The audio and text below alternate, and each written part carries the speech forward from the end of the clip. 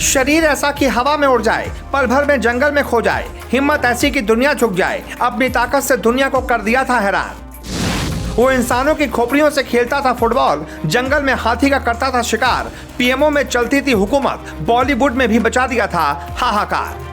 जी, वैसे तो भारत के इतिहास में कई अपराधी आए और मारे गए, लेकिन एक अपराधी ऐसा भी हुआ जिसके खौफ में तमाम खुफिया एजेंसियां थी। उसके खौफ के सामने उस वक्त की सरकार को भी झुकना पड़ा था। उसकी मूछें उसकी पहचान थी, दुबला पतला शरीर, हाथ में हथियार और लंबी लंबी मूछें।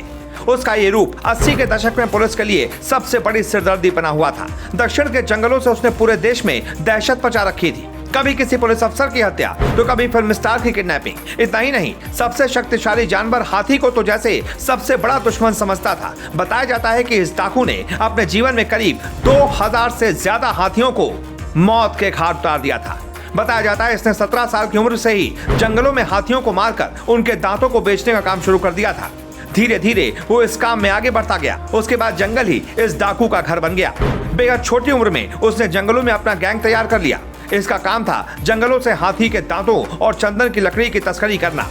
जंगल में इसके गैंग ने 2000 से ज्यादा हाथियों को मार दिया और उनके दांत महंगी कीमतों पर विदेशों में सप्लाई कर दिए। इस डाकू का नाम था वीरप्पन। 90 के दशक में वीरप्पन भारत के सबसे खूंखार डाकुओं में से एक था। उसका खौफ साउथ से लेकर पूरे भारत में था। हाथी के दांतों की तस्करी से लेकर चंदन की महंगी लकड़ी तक और किडनैपिंग जैसे कामों से उसने लोगों के दिलों में खौफ पैदा कर दिया था।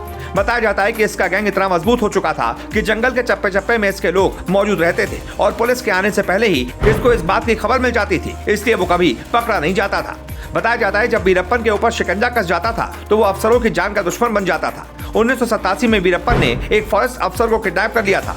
इस घटना के बाद तमिलनाडु पुलिस ने वीरप्पन के खिलाफ सख्त रवैया शुरू कर दिया था। उसके बाद शुरू हुआ इस खूंखार डाकू को पकड़ने का ऑपरेशन। वीरप्पन को पकड़ने के लिए वहां के एक मशहूर पुलिस ऑफिसर गोपाल कृष्ण को जिम्मेदारी दी गई। बताया जाता है कि गोपाल कृष्ण काफी मशहूर कॉप थे और उन्हें रैम्बो के नाम से जाना जाता था। वीरप्पन ने रैम्बो की तस्वीर पर भद्दी गालियां लिखकर उसे चैलेंज कर दिया। बस फिर क्या था, रैम्बो भी अपने साथ 4 पुलिस वालों, 12 मुखबिरों और 2 वन्य अधिकारियों के साथ वीरप्पन को पकड़ने जंगल पहुंच गया। लेकिन वीरप्पन को इस ऑपरेशन का पता पहले ही चल गया था। साजिश के तहत उसने इन लोगों के रास्ते में लैंडमाइन बिछा दिए। बताया जाता है कि इस ब्लास्ट में रैम्बो समेत सभी 21 लोग मार दिए गए। इस हत्याकांड के बाद वीरप्पन मोस्ट वांटेड बन चुका था। लोगों के साथ साथ पुलिस महकमा भी उसके नाम से खौफ खाने लगा था। वीरप्पन को पकड़ने के लिए कई ऑपरेशन चलाए गए। पैसा पानी की तरह बहाया गया, लेकिन वीरप्पन का कहर था कि खत्म हो ही नहीं रहा था। वीरप्पन के जंगलों से जुड़े किस्से इतने ज्यादा खौफनाक हैं कि सुनकर रोंगटे खड़े हो जाएं। कहते हैं कि इस खूंखार डाकू ने एक वन्य अधिकारी को आत्मसमर्पण करने के लिए अपने जाल में फंसाया और फिर उसका कत्ल कर दिया। इसके बाद इसने उस फॉरेस्ट ऑफिसर के सिर को धड़ से अलग कर दिया और उस ऑफिसर की खोपड़ी के साथ फुटबॉल खेलने लगा। इतना ही नहीं, एक बार पुलिस से बचने के लिए इसने अपनी ही बेटी का गला दबाकर हत्या कर दी थी। बताया जाता है कि एक बार पुलिस की टीम इसको गिरफ्तार करने के लिए काफी करीब तक पहुंच गई थी। उस वक्त ये अपनी 2 महीने की बेटी के साथ था। बच्ची अचानक रोने लगी। पुलिस बच्ची की रोने की आवाज के साथ आगे बढ़ रही थी, तभी इसने बच्ची का गला दबा दिया ताकि बच्ची के रोने की आवाज से गिरफ्तार न हो पाए। इसी बात से आप वीरप्पन के खूंखार होने का अंदाजा लगा सकते हैं। लेकिन पुलिस अब सही नहीं बल्कि फिल्म स्टार्स भी वीरप्पन से खौफ खाते थे। बताया जाता है कि साल 2000 में वीरप्पन का खतरनाक चेहरा साउथ की फिल्म इंडस्ट्री ने भी देखा। साउथ के मशहूर हीरो राजकुमार को वीरप्पन ने अगवा कर लिया तो फिल्म इंडस्ट्री में हड़कंप मच गया। पूरे देश में इस खबर ने सनसनी फैला दी। बताया जाता है करीब 100 दिनों तक इसने राजकुमार को अपने कब्जे में रखा और इसका कोई कुछ नहीं बिगाड़ पाया। किडनैपिंग के बदले यह सरकारों से अपनी मांगे मनवाता रहा। जब इसकी मांगे पूरी हो गईं, तब जाकर इसने एक्टर राजकुमार को आजाद किया।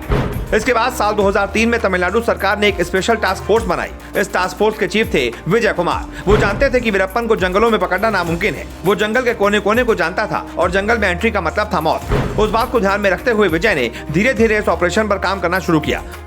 सबसे पहले उन्होंने कई आदमी वीरप्पन के गैंग में शामिल करवाए। एक दिन एसटीएफ चीफ विजय कुमार को खबर मिली कि वीरप्पन अपने आंखों के इलाज के लिए जंगल से बाहर एक अस्पताल में आने वाला है। बस मौका भी था, दस्तूर भी था। पूरी प्लानिंग के साथ काम शुरू हुआ। स्पेशल टास्क फोर्स ने अपनी एम्बुलेंस वीरप्पन के लिए भेजी। इस एम्बुलेंस को पुलिस का ही आदमी चला रहा था। जंगल से बाहर थोड़ी दूर पर भारी संख्या में फौज तैनात थी। प्लान के मुताबिक ड्राइवर मौका देखकर एम्बुलेंस को वहीं छोड़कर फरार हो गया। इसके तुरंत बाद पुलिस ने फायरिंग शुरू कर दी और आखिरकार 2 दशक बाद इस एनकाउंटर में सबसे खूंखार डाकू और उसके कई साथी मारे गए। इसके बाद वीरप्पन गैंग के कई लोगों की गिरफ्तारियां हुई। एसटीएफ का ये ऑपरेशन देश के लिए एक बहुत बड़ी कामयाबी थी। तो ये उस खूंखार डाकू की कहानी थी जिसका घर जंगल था और पुलिस उसके नाम से खौफ खाती थी। लगभग 200 इंसान और 2000 हाथियों का वो कत्ल कर चुका था। आपका वीरप्पन को लेकर क्या कहना है, कमेंट करके जरूर बताएं।